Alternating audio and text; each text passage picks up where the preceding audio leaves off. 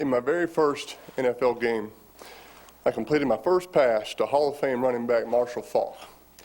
I threw a touchdown in that same game to Marvin Harrison, who will be inducted into the Hall of Fame this August. The quarterback for our opponent, the Miami Dolphins, was, after my dad, my favorite player, Hall of Famer Dan Marino, who on the first third down of the game completed a 25-yard skinny post, and it was the damnedest throw I'd ever seen.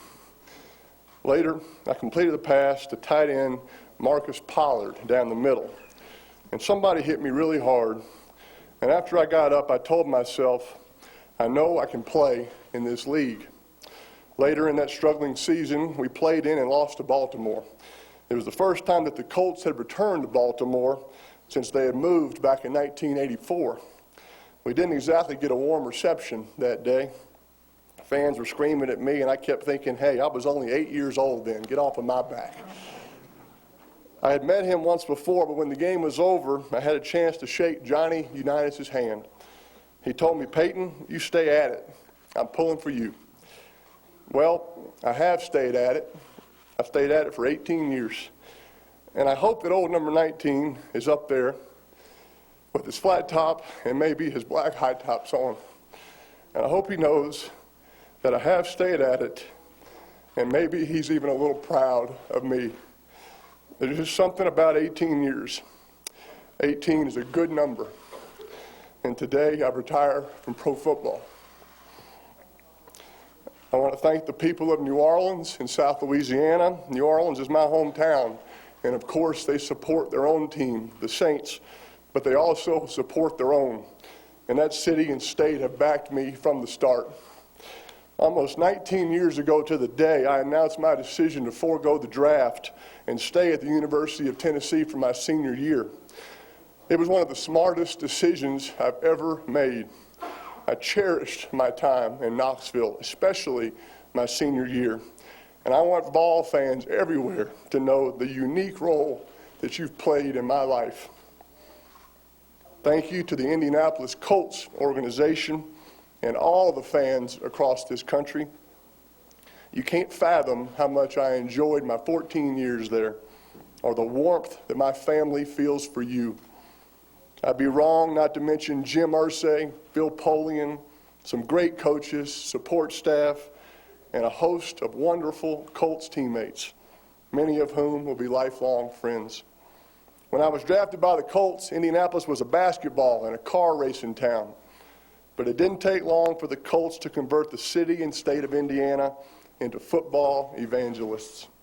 We ended my rookie season 3-13, and in the process, I set the NFL rookie record for interceptions, a record that I still hold today. Every year I pull for a rookie quarterback to break that record. Andrew Luck, Matthew Stafford, Eli Manning, Cam Newton. I still kid Eli that he would have broken it if he had started all 16 games. In the beginning of my time in Indy, the team's struggles were agonizing. My grandfather would call me weekly to ask if his favorite announcers, John Madden and Pat Summerall, would be broadcasting our game. Pawpaw, I'd say, we're only 2-8 right now. We're playing the 3-7 Bengals. Madden and Summerall don't broadcast those kinds of games. Fast forward to my second year when we had gotten things going a little bit. We were playing the Dallas Cowboys, including Troy Aikman, Emmitt Smith, Michael Irvin, and Deion Sanders. I called Pawpaw. Guess what? Madden and Summerall are broadcasting the game. He said, I can't believe it. He was elated. He was very proud. And we beat the Cowboys that week. And we let the world know that the Colts had arrived. Make no mistake about it. We were coming. And we went on to do some phenomenal things, like winning at least 12 games 7 years in a row. And of course, winning Super Bowl 41. And I was truly honored and proud to be a part of it. There's a saying that goes, treat a man as he is and he will remain as he is. Treat a man as he could be and he will become what he should be. When I visited Denver 4 years ago, if John Elway had sat me down and said, Peyton, here's what we're going to do. We're going to win over 50 games, win 4 straight division championships, lose only 3 division games in 4 years, and none will be on the road. We'll beat the Patriots in 2 championship games. You're going to win NFL Comeback Player of the Year, another MVP. Your offense will set single-season passing records. You'll break a couple more all-time records, and we'll go to a couple of Super Bowls. I think I would have taken that deal. John, you did tell me that, didn't you? Grateful is the word that comes to my mind when thinking of the Denver Broncos. I want to thank Pat Bowlen and his family, Joe Ellis, John Elway, John Fox, Gary Kubiak, and their staffs, and all the support people in this great organization. To all of my Denver teammates, thank you for what you've done for this old quarterback. And of course, my gratitude to the Broncos fans everywhere. Over my NFL career, I've had 5 head coaches who helped me become better at my craft and helped me become a better human being. Jim Mora, Tony Dungy, Jim Caldwell, John Fox, Gary Kubiak. While I've obviously changed teams, I've had the same football representation for almost 2 decades. I owe Tom Condon many thanks. He has represented me with class at every juncture, and he'll always be a great friend. I want to thank a tremendous group of friends who have supported my football career and been at my side at games from high school to Tennessee, Indy, and through that incredible Broncos Super Bowl win last month. You know who you are and what you mean to me. And there is no way to measure or properly express what a family like mine can mean. Mom, Dad, Cooper, Eli, extended family, you are the best. And Ashley, your support is as potent a motivator as any man could have. Ashley's and my kids, Marshall and Mosley, have only been around for a couple of years, but they have changed my life forever. A week before the Super Bowl, our daughter Mosley asked me, "Daddy, is this the last game?" "Yes, Mosley, it's the last game of the season. I sure do want you to win that trophy." "I do too, Mosley, and that's what we're going to try to do." Then she asked, "Daddy, is this the last game ever?" And that's just when I shook my head in amazement, because I was thinking Morton Adam Schefter had gotten to my 5-year-old daughter to cultivate a new source.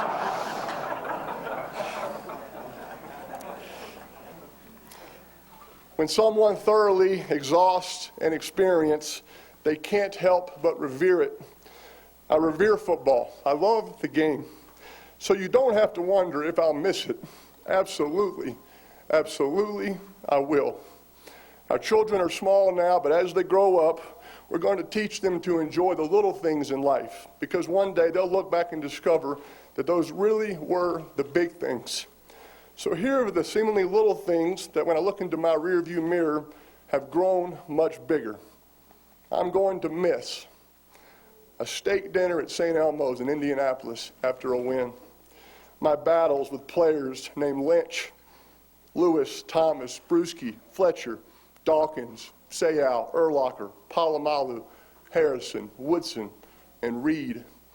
And with coaches like Fisher, Ryan, Belichick, Kiffin, Phillips, Rivera, LeBeau, Cornell, Capers, Lewis, the late Jim Johnson, and so many more. I always felt like I was kind of playing against that middle linebacker or that safety or that defensive coach. I'll miss figuring out blitzes with Jeff Saturday, Reggie sitting on top of the bench next to me, and perfecting a fake handoff to Edgerrin James. I'll miss Demaryius Thomas telling me that he loved me and thanking me for coming to Denver after every touchdown I threw to him. I'll miss putting in a play with Tom Moore and Adam Gase that ends in a touchdown on Sunday. On Fridays, I'll miss picking out the game balls with my equipment guys. And talking football with the broadcast crews before the game, and afterwards I'll miss recapping the game with my dad and checking to see if the Giants won and calling Eli as we're both on our team buses. I miss that handshake with Tom Brady, and I'll miss the plane rides after a big win with 53 teammates standing in the aisles, laughing and celebrating during the whole flight. I miss playing in front of so many great fans, both at home and on the road. And I'll even miss the Patriot fans in Foxborough. And they should miss me, because they sure did get a lot of wins off of me. And this is important. Football fans everywhere need to know how much they've meant to me over the years. Fans, you are at the core of what makes this game remarkable. I've received more letters from you than I can count. Fan letters that have touched me, made me think, laugh, and moved me to act. I've learned a lot through my mistakes, stumbles, and losses in football. I've also learned that this game is a mighty platform that has given me a voice that can echo well beyond the game. Football has taught me not to be led by obstructions and setbacks, but instead to be led by dreams. Due to some good genes, I'm smart enough to know that those lessons can enrich who I am and where I go from here. I'm totally convinced that the end of my football career is just the beginning of something I haven't even discovered yet. Life is not shrinking for me. It's morphing into a whole new world of possibilities. Pundits will speculate that my effort and drive over the past 18 years were about mastery and about working to master every aspect of the NFL game. Well, don't believe them, because every moment, every drop of sweat, every bleary-eyed night of preparation, every note I took, and every frame of film I watched was about one thing: reverence for this game. When I look back on my NFL career, I'll know without a doubt that I gave everything I had to help my teams walk away with a win. There were other players who were more talented, but there was no one who could out-prepare me. And because of that, I have no regrets. There's a scripture reading, 2 Timothy 4:7. I have fought the good fight, and I have finished the race. I have kept the faith. Well, I've fought a good fight. I've finished my football race. And after 18 years, it's time. God bless all of you, and God bless football.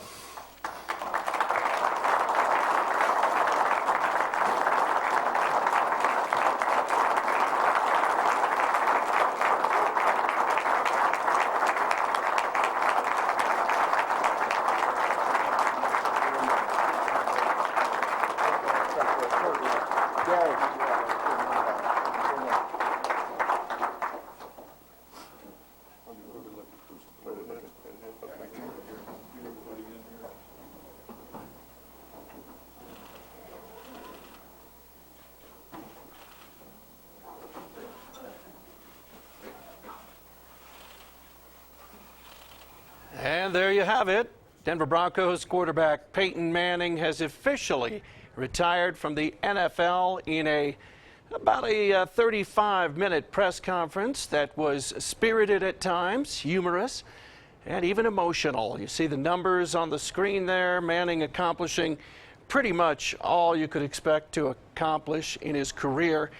We are waiting to see, but are not sure if there will be any Q&A with this. It looks like he's back up to the microphone.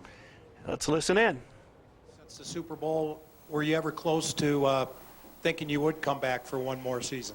Mike, I really wanted to do, like I said at the game, and take Coach Dungy's advice and really take some time to enjoy that Super Bowl win. I was telling somebody, I played 18 years, but this was the second off season that I could start in a good mood after winning a world championship. And I know how hard it is to win that world championship. I know how hard it is to get there. I know how hard it is to win a game. So I really wanted to take some time and enjoy that. I went on family vacation, went hunting with my old teammate Jeff Saturday, and really just had some great time to reflect on this past season and all that Coach Kubiak mentioned that we had been through and I'd gone through on the field. And so I really took some time to do that, but I thought about it a lot, prayed about it a lot, and like I said earlier, it was just the right time. And maybe I don't throw as good or run as good as I used to, but I've always had good timing, and I think that's the true case in this sense. Hey, Peyton, congratulations. I've had the privilege of covering Troy Aikman and Brett Favre and now your career, and I want to ask you the same thing that I asked them when they retired, and that is, how do you figure to scratch that competitive itch that you've been scratching for all these years? It's hard to say. I've talked to John about this over the past 4 years, and he's given me some great insight as to kind of what some of the feelings that I'll be going through, over the next couple of months and, in years. And so I've appreciated his advice and friendship and support. So I don't know. I haven't ruled anything out. I have made no decisions. I'm going to go on vacation again after this and go play a little golf pretty soon with my two brothers, and we'll kind of enjoy this. I really have enjoyed this past day and a half. I've had a chance to call some special people that have been a part of my football life. And after calling John and Joe and Coach Kubiak, I called all 5 of my head coaches. I had a great conversation with Jim Mora, Tony Dungy, Jim Caldwell, John Fox, and of course I talked to Coach Kubiak, and that was really special, having a chance to going down memory lane a little bit. So I'm going to enjoy this and think about some of those things at another time.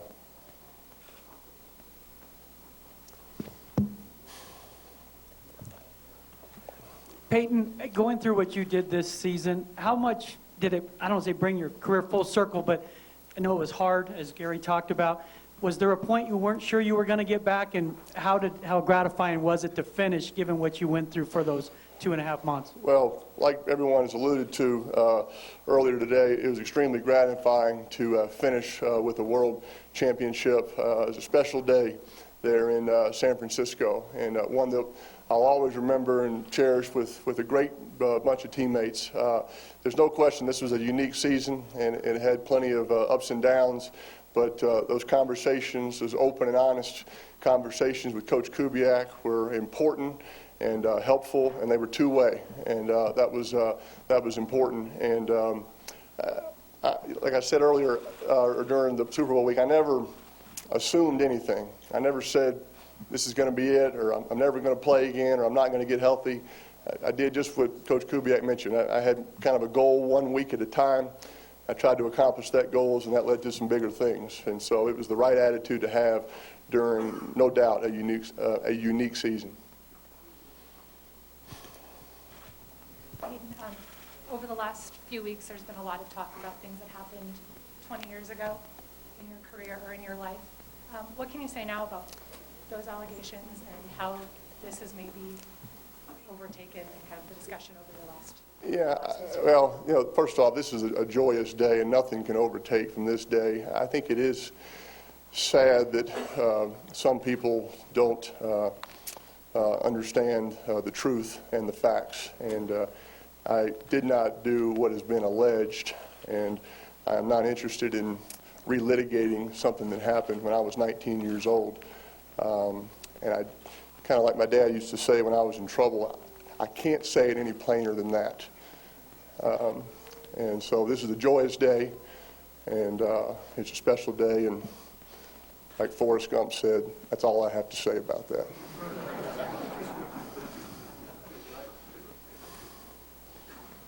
Years ago, when you needed to start the second chapter of your football career, how much did that first call from the Broncos mean to you?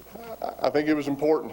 Old Elway always had pretty good timing as well, and it was the first call he and John Fox made to me, and it was a difficult day. You know, just going through that press conference in Indianapolis, which I think was 4 years ago today. Old Foxy and John called, and you know, with Foxy, of course, it's a fun conversation. It's upbeat, and he kind of got me in a good mood again. And then John got on and just said, "Hey, when you're ready, we'd love for you to come out there." And I think that probably was as important as anything, that John kind of mentioned recruiting me, but it was not a, hey, we have to know something tonight, or hey, you're hanging us out here. It was just, when I came out to Denver, you know, John said, you know, John understood what I was feeling, that it was a gut-wrenching time. And he played a long time, and he, of course, played for the same franchise his whole career, but he understood it. And so it was good to have a guy to talk to. And the fact that they weren't pushing me and weren't giving me a deadline, that made a big difference. It allowed me to take some time and think about finding the right place for me. And I couldn't have made a better decision coming out to play these last 4 years in Denver. Peyton, just curious, who did you consult in this decision, if anybody, and would you consider it a health decision, a life decision? I mean, where do you put all that? Yeah, no, I think it's just, once again, going back to that timing. It was the right time, and it was not easy. It was difficult. Like I said, I love football. I love it. Of course, talked to my family about it, and had a lot of good conversations with the good Lord about it. And I had some friends. I got three special old Colts here tonight that have been great friends, and Jeff Saturday and Brandon Stokely and Bill Polian, but they're all in the media now. And when I talk to them, I kind of say, who are we talking as? Are you my old center, or are you ESPN that's lost all that weight and looks so good on TV? I kept it. I kept my thoughts and feelings, pretty tight. And but like I said, it felt like the right time, and that's kind of how all that went about. Congratulations. Thank you. You've always worked to get better. You said today nobody will prepare better than you. So I'm going to assume you're always constantly learning. And what was probably one of the most unique but rewarding years, what was unique that you learned this year that was different in all the other years that may have led to a championship moment? Well, I've always thought it was important to be a good teammate. And, of course, maybe that was always easy to say when you were the starting quarterback and healthy and winning a lot of games and playing pretty well. It probably is easy to be a good teammate during those times because a lot of things are going good. But I guess what I found out about myself is that I felt like I was a good teammate during a very difficult season. When I was injured, I was not playing well, and it was a struggle. But I felt like I had a good attitude, and I would talk to DT and Emmanuel and talk about the offense. I'd have good conversations with Brock and share any thoughts I had with him on the Patriots as he was playing against them for the first time, and was in the meetings when I could be with Knapp and Rico, and just try to be a good teammate. You can't help all that much when you're not playing. You can help the most when you're playing, but I tried to do the best that I could, and being around, I think, was important, being visible.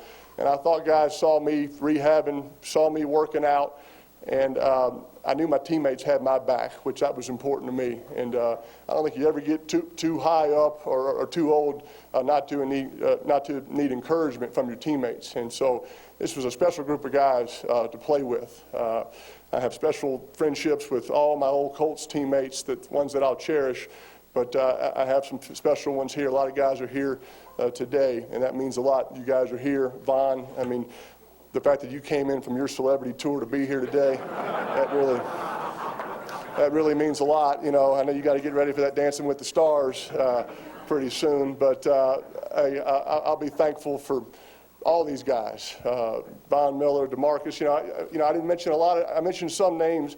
I didn't have time to mention every name. I'm thankful to have played with so many great teammates for two great organizations. And people always were asking me, who are you retiring today as? I'm retiring as a football player that, from the University of Tennessee that played for the Colts and the Broncos, and was very lucky to have played for all of them. A few more for Peyton. That the signal you gave Gary after your private workout. I can't confirm or deny that. I can't. If in fact that happened, why that day as opposed to days leading up to that day? Well, like I said, I'd be lying if I sat here and told you that was not a frustrating time. The team meets here every morning. I'm a part of those meetings. And then everyone goes on to their individual meetings and goes to practice. And I go in the little quarantine sandbox in the far corner. Don't get near any of the real players. You go over there, and you can take sunshine, and it was nice of them. They gave me a practice squad receiver, an equipment guy, and a guy on injured reserve to throw to. I was really, I appreciated that. It couldn't have been better guys. Jordan Taylor's might going to surprise a lot of people for the Broncos next year, in my opinion. And Jeff is going to get healthy. He's an awesome football player, and nobody appreciates a good equipment guy more than I do. And Flip and Harry and John Scott and Frog and T and all the guys that I've been to, there's a special bond there. So, but it was a frustrating time because I wasn't getting as healthy as quickly as I wanted to. You know, I'm throwing in that indoor facility and, you know, not feeling the same. And then you are starting to make some progress. Oh, then you have a little setback. And then, of course, you're not playing. I mean, I was so fortunate for so many years to have had great health and to have played in so many games. And so not to be playing, it was tough. And so but I was starting to feel a little better around that time and maybe getting back to being a little more myself and my signals and my hand gestures. And so maybe that was the timing of that. Peyton, I'm not sure if you might someday randomly strap on like you did in that hot tub a couple years ago. No chance. No chance. What would you say is the proudest moment? Oh, but it's hard. It's hard to answer right now. It's hard to list.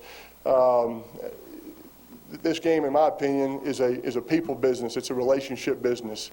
It's certainly not a play on the field or a throw. It's none of that. It's moments. You know, obviously, having my family and being able to hold my kids a month ago with that Super Bowl trophy, it was one that you'll always remember. But I mentioned a lot of those memories today of small moments that have been a huge part of my career. And I mentioned some names. I mean, there's so many other players that I've played against that I have so much respect for. All those players are all old and retired. Woodson was the last one. He's going out with me, but the rest of them, you know, like Lynch, are kind of from the old school. And so I kind of picked some of those names. And coaches, there's so many more of those. But those guys, no offense, Wade, were kind of up in age as well that I mentioned. And that's kind of how that list came about. And I got great respect for the game. And I'm just grateful for the relationships and the friendships that I've formed in the 18 years I played. Final question, Woody. Congratulations. Thank you. Thank you, Woody. Go Big Orange. Thanks. You've revolutionized the position. I wonder if you can go back to, was that by design? And secondly, how meaningful is it that you are now and your family is working with so many guys that have become quarterbacks in the National Football League and the effect and footprint that will have on the future of the game? Well, certainly I'm a fan of quarterbacks, and I mentioned Marino and my thoughts on, you know, John Elway growing up and Aikman, and like I said, I don't want to get into the list, but I love quarterbacks, and our football passing academy has been a great way for me and Eli and my dad to stay connected with the college quarterbacks that are getting ready to go play pro ball, and also try to help some high school quarterbacks learn a little bit more about the position. I'm grateful for that, and I forgot the first part of your question. Is part of your legacy? Oh, yeah, I don't know. I can't answer that myself. I'm grateful for John's words and some other nice things that have been said this past day and a half. I'm very grateful. I studied hard at the game and prepared hard, and I guess I found out early, as a coach told me, that I could process a lot of information and make really fast decisions. He shared that with me, and maybe he said maybe that's not totally normal, if you will. And so that, I think, allowed coaches to put a lot of things on my plate and trust me. I never abused that trust, Woody. You know, mentioned Tom Moore and Adam and you know, Rico. I never abused the trust that they would put in me to change a play and to you know, try to improve our offensive chances of success on that play. So I felt like I earned that trust, and I worked hard to keep that trust, but I never took advantage of it. And but it was a fun way to play quarterback. It really was. And but I had great coaches and players. It wouldn't have been possible without that. So, Omaha.